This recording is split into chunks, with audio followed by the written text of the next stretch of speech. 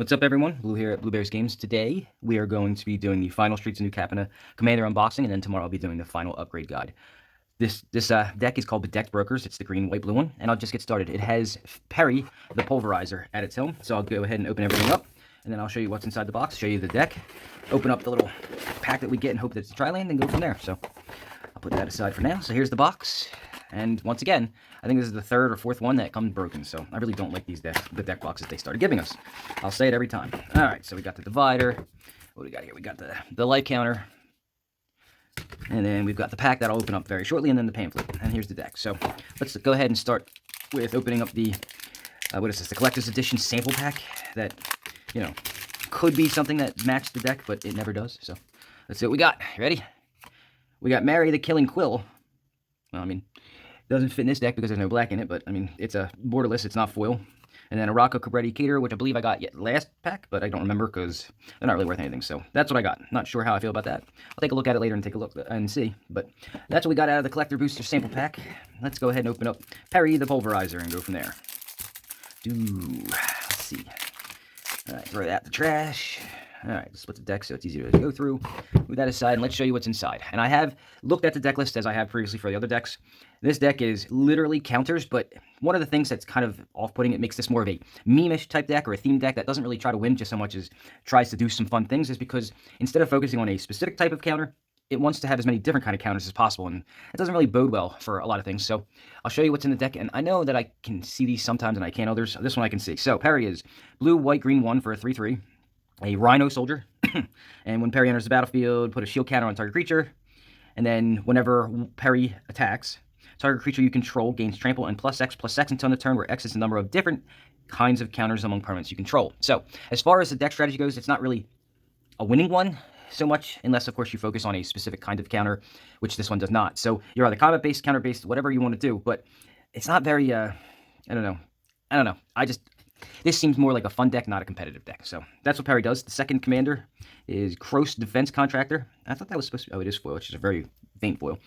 So same casting cost for a 2/4, and at the beginning of your upkeep, you put a shield counter on target creature your opponent controls, and whenever you put one or more counters on a creature that you don't control, tap that creature and goad it, which basically means attack somebody but you. And then, and that's it. It gains, trample until your next turn. So, it seems a little bit better than the one than Perrie. So anyway, what else is in here? Is Broker's Charm, Exotic Pets, Broker's Hideout.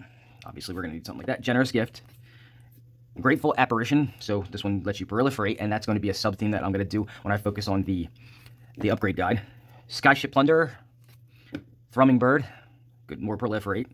Wingspan Mentor, so that one's going to give you +1/+1 counters and a flying counter. So dual counters. And you're trying to spread out as many different counters. Devoted Drode, great card for, it does infinite combos. It's a really good card, but it also puts -1/-1 counters and taps for mana. Evolution Sage, so more proliferate because you're trying to get as many counters out there as possible. Wall of Roots gives you an interesting one. It's a -0/-1 counter, which is not really common. Wicker Bow Elder gives a -1/-1 counter. Bant Charm doesn't give a counter, but it fits the colors and fits the theme. That doesn't fit the theme of the deck, but it helps the deck. Primal Empathy, good for card draw and +1/+1 counters. The beginning of a draw card. Okay, yeah, it is draw card. Urban Evolution, a little bit of ramp, not the greatest, but it's a little bit. They could have done the one from whatchamacallit, the 1 green, 1 blue one, but whatever. Arcane Signet, Commander Sphere, because we're in a 3-color deck. Everflowing Chalice, because counters, and this one has charge counters. Angelic Sleuth, so whenever another permanent you control leaves a battlefield, if it had counters on it, investigate. So it helps you with, most of your stuff's going to have counters in this kind of a deck. That's what this deck is meant for, so you're going to be able to investigate. Contractual Safeguard, Damning Verdict, and this one's actually a pretty good one for this deck. So 5 to cast Board Wipe for creatures, and it's to draw creatures with no counters on them, and you shouldn't have an issue with that. Most of your stuff, if not all, should have counters. Resourceful Defense, whenever a permanent you control leaves a battlefield, if it had counters on it, put those counters on target permanent you control, and then move any number of counters from target permanent you control to another permanent you control. So it moves counters around for you. I hadn't actually seen that this was on the list, so I was actually going to suggest this, so I'm going to change that up a little bit, but this is a really good card for this kind of deck. Sky Boon Evangelist, so it supports Even Courier, helps put counters on things that already have them. Shield Broker, obviously it's going to have a shield counter that it puts on things. Storm of Forms, so when you cast a spell, copy it for each kind of counter among permanents you control, and then you may choose new targets for the copy, and then you can return things that are non-lands to their owner's hands. So if you have a lot of things with counters, you can, it's not Cyclonic Rift, but I mean, in the right circumstance, it could be close. Bribe Taker, Another, for each kind of counter, you can put something on it, which is a +1/+1 counter. Family's Favor, I'm not going to read them all. Park Heights Maverick has the Throne, which is an interesting added addition. And then it can't be blocked by creatures with power 2 or less, and then whenever it deals combat damage to a player or dies, proliferate, so more proliferate. I mean, they're trying to do the +1/+1 counter theme, but with Perrie's ability, it's different kinds of counters, not for each different thing that has counters on it. Agent's Toolkit helps you draw cards, or at least a card. Brokers, Confluence. I'm not a big fan of Confluences. This one's okay. It helps you proliferate, and you can choose it 3 times, so that's why that one's pretty good, at least in this deck. Denry, Clin, Editor-in-Chief. Deals with +1/+1 counters, a first strike counter or a vigilance counter. So I'm going to call the vigilance and first strike keyword ability counters, and you'll hear that term in the upgrade section. Gavel of the Righteous, Avenging Hunt Bonder, Declaration Stone. It's removal for, this is a pretty good token removal, especially against like Scoot Swarm, because they have to have the same name as the creature for them to exile. Hoofprints of the Stag. Well, I was going to probably suggest this too. Luminarch Aspirant. I don't know how you say that specifically. Aspirant puts +1/+1 counters on things. Planar Outburst destroys all non-land creatures. So they did put I wouldn't say a plethora. I would say a good amount of board wipes in here with the white. So they did go into that, but I'll go into that just to touch on it a little bit more later. When it's Together Forever, has support. Midnight Clock. You put midnight counters, or is it hour counters? Hour counters, and then basically it turns into a time spiral or a what's the really expensive one? I'll just say Time Spiral, but that one you can untap things. What do we got? Time Twister, that was what it was. Desert's Gambit, so proliferate and draw 2 cards. Forgotten Ancient deals with +1/+1 counters, and you can keep putting them on. Incubation Druid, I like these in this kind of a deck.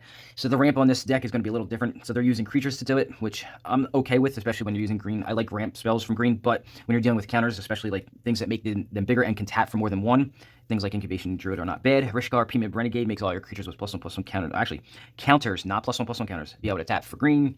Rishkar's Expertise is good card draw. I put that in some budget decks. Scavenging Ooze exiles things from people's graveyards. Good against Muldrotha. You gain life and get +1/+1 counters. Slippery Bog Binder.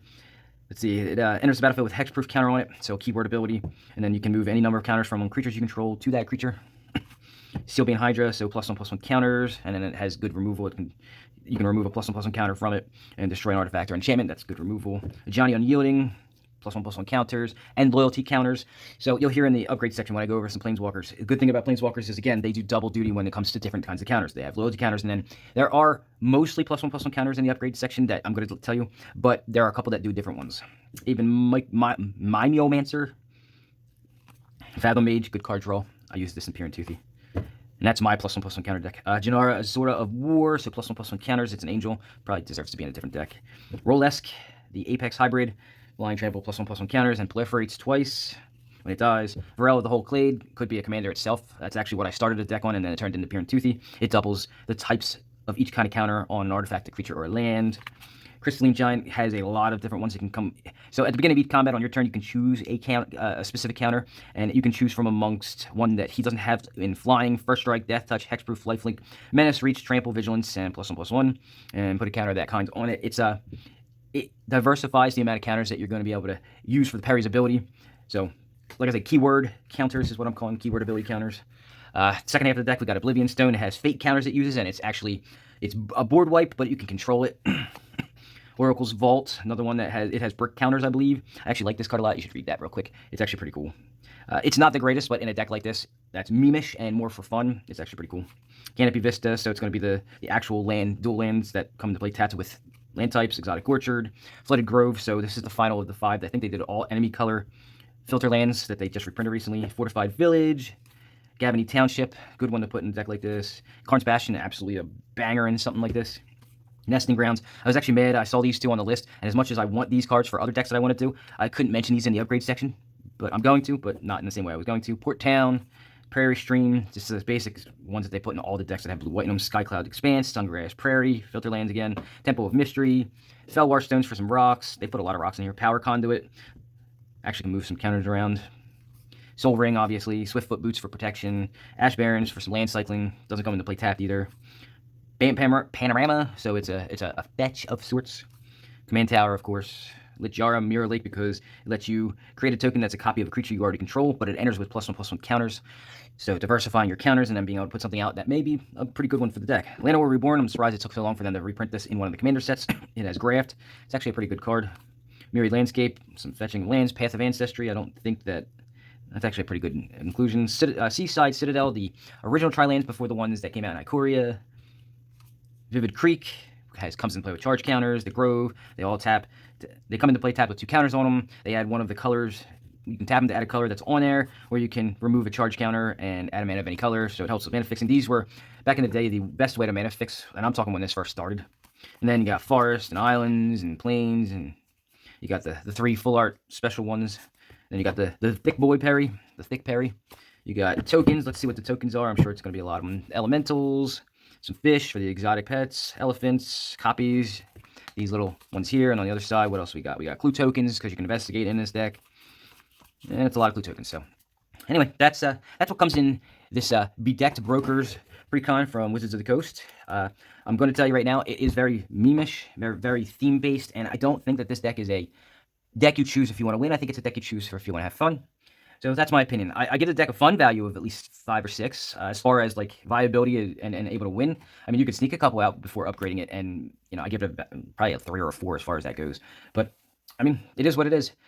So anyway, from here, come back tomorrow. I will show you a fun and interesting way to make this deck not just better, but more spreading out of the counters and making different kinds. And I'm just going to go over, it's going to be a little different than I normally do. I usually try to make it more focused. This one I'm going to unfocus because I want to make it a full meme and spread the counters out and see how many different kinds of counters we can have. I think I got about over 100 different kinds of counters that I'm going to tell you about. So join me for that. I will see you there tomorrow.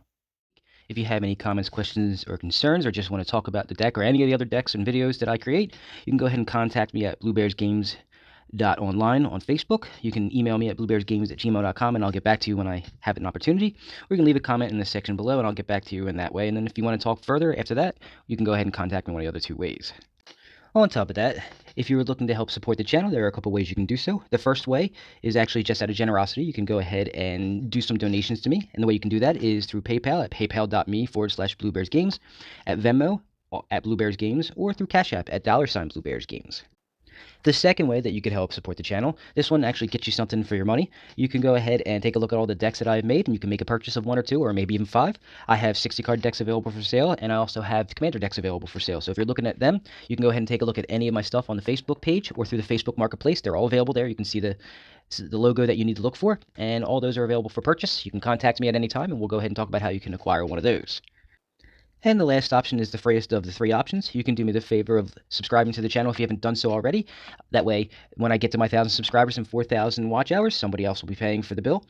You can also like the video. Apparently, the analytics show that the more people who like your video, the more viewed it gets. So that would help me as well. Or you can share it out on your social medias, whatever one you have, and other people will eventually start subscribing and watching more videos. So all 3 options are great and will help support the channel. That is my time for the week. I want to thank you for watching. Please join me again next week for another video, and I will see you all then. Have a good week.